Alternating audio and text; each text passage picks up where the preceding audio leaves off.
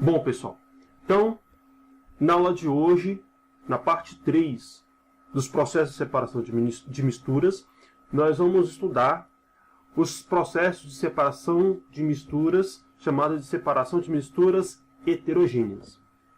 Nós vimos na primeira aula dessa série que os processos de separação de misturas heterogêneas consistem em um conjunto de métodos ou técnicas capazes de separar misturas heterogêneas, ou seja, aquelas substâncias que nós conseguimos identificar a olho nu, ou pelo menos uma delas. Tudo bem? Na aula de hoje, nós vamos conseguir observar que vários desses processos nós conseguimos ver ao longo do nosso dia a dia e até mesmo praticar esses processos dentro da nossa casa. Vamos ver? Olha o primeiro. Filtração.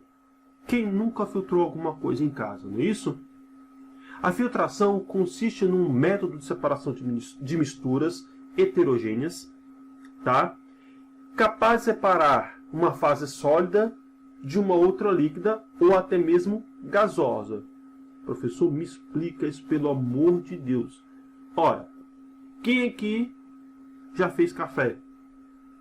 Como é que você faz o café? Você pega a água, você ferve a água, tá? Coloca pó de café lá no filtro, certo? Quando a água estiver fervida, você faz o quê? Joga a água lá no pó, lá no filtro, certo? O que é que você consegue separar aqui? Você consegue separar a borra do café, tá? Que é a mistura do café com a água, e embaixo, em outro recipiente, tá? Numa garrafa térmica, num bule, você consegue separar quem? A mistura já do café, né? O extrato do café, que é o que a gente bebe, tá? Então você, no processo de filtração, você consegue separar uma fase sólida, que no caso é a borra de café, tá? São o pó do café já umedecido, certo? E na parte de baixo você tem quem? O café propriamente dito, tá? Outro processo de filtração também muito comum no nosso dia a dia é o processo de filtração da água, né? Quem nunca colocou água no filtro, né? Nesses filtros de barro, ou até mesmo esses filtros que a gente adapta na torneira, né? O que esses filtros de água fazem? Nada mais, nada menos fazem o quê? Que retiram as impurezas que vêm junto da água. Ora, a gente recebe a água da nossa residência, mas ao longo do processo entre a estação de água até a nossa casa existem os canos. E nesses canos, muitas das vezes, podem conter impurezas, né? Alguns resíduos sólidos. O que o filtro faz?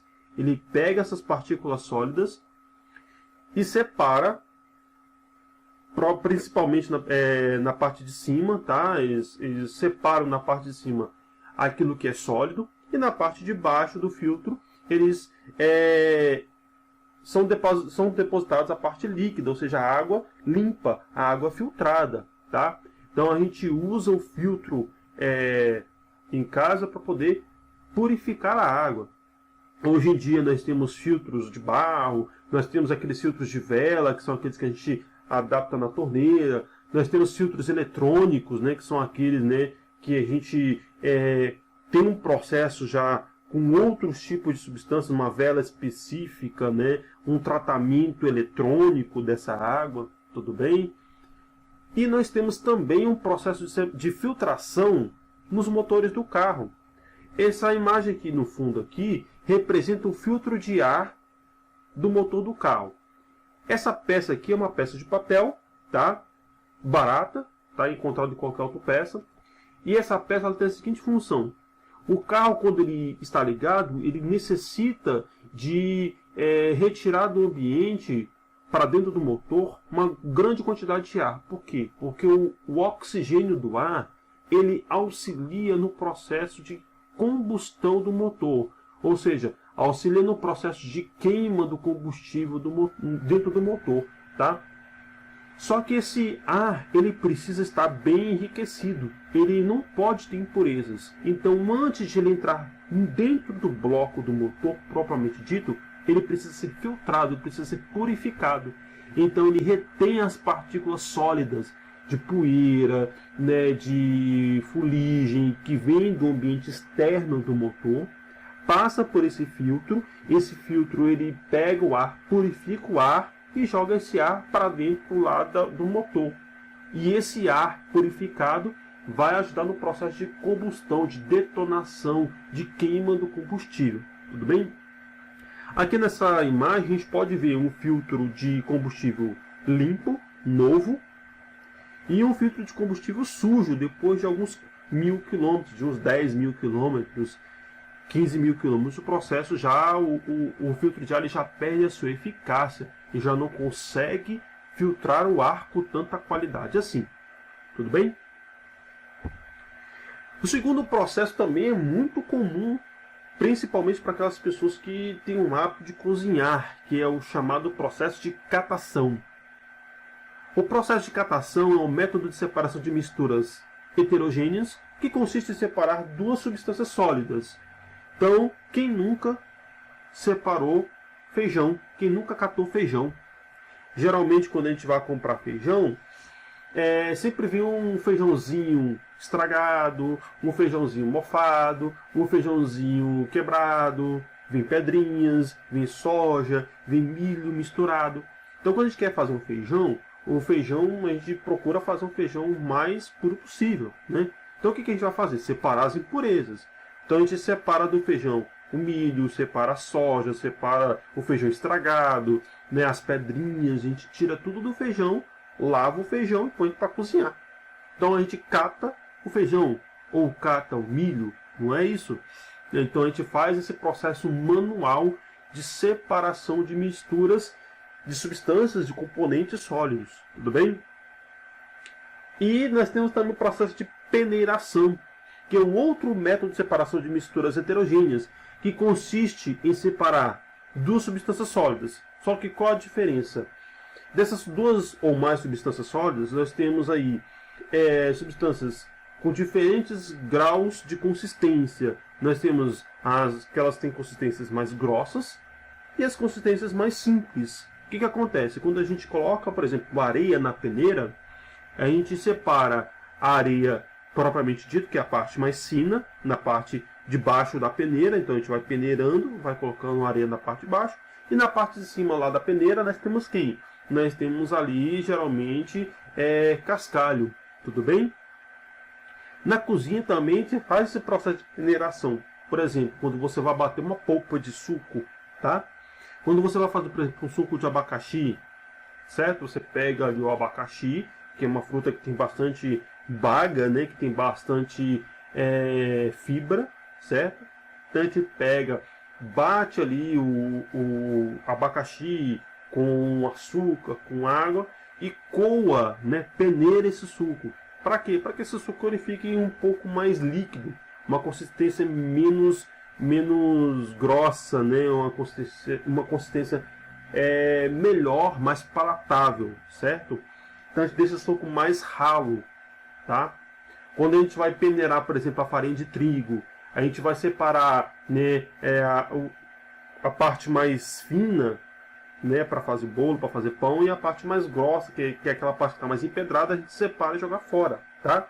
A gente não aproveita, tá? A peneiração também pode servir, né, como eu falei, para a gente separar grãos de cascalho da areia, tá? Ou até mesmo peneirar, enfim, vários tipos de substâncias sólidas, tudo bem? Então é uma coisa que é muito comum no dia a dia, tá? Pedreiro, cozinheiro, né, utilizam esse processo com muita frequência, tá? E por fim, nós temos mais outros dois processos, chamados de decantação, que é um método de separação de misturas, né, entre sólido e líquido, né? E esse processo serve como um processo de sedimentação. Por exemplo, quando você pega ali a água misturada com barro, você nota que com o passar do tempo, apenas uma parte desse barro se mistura na água. E a grande parte fica como? Depositada no fundo do recipiente, como você pode observar aí na figura da sua tela, tudo bem? E por fim, também um outro processo muito comum no nosso dia a dia chamado de centrifugação. A centrifugação, ela é um tipo de decantação, só que qual a diferença da decantação propriamente dita? A centrifugação é um processo de decantação acelerada. Então nós utilizamos alguns aparelhos específicos para acelerar esse processo de decantação. Como por exemplo, nos laboratórios de sangue, né, que a gente faz exame de sangue, eles conseguem separar células sanguíneas da parte líquida do sangue por meio dessas máquinas que eles chamam de centrífugas. Então eles vão girando esses tubos de sangue em alta velocidade e conseguem separar a parte líquida das células sanguíneas. Então eu consigo tirar os leucócitos, consigo tirar os eritrócitos, consigo tirar as plaquetas, né, o soro do sangue, eu consigo tirar, tudo bem? Mas o mais comum mesmo é quando a gente realiza a centrifugação de roupas dentro da máquina de lavar. O que consiste no processo de centrifugação lá dentro da máquina de lavar?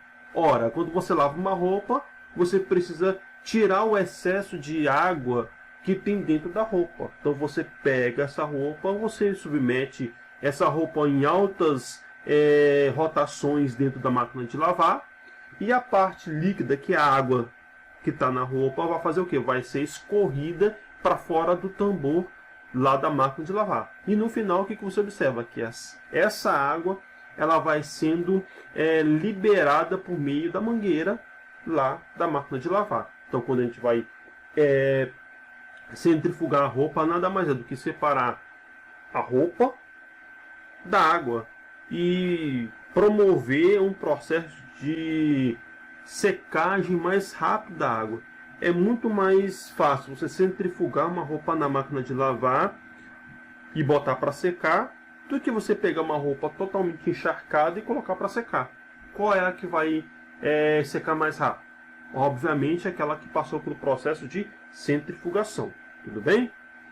Então, são os processos mais comuns, tá, de separação de misturas heterogêneas. Existem outros, mas não vale a pena que eu discutir, porque são processos um pouco mais elaborados, são processos que exigem ali um procedimento laboratorial, e não vou me delongar muito aqui nessas discussões.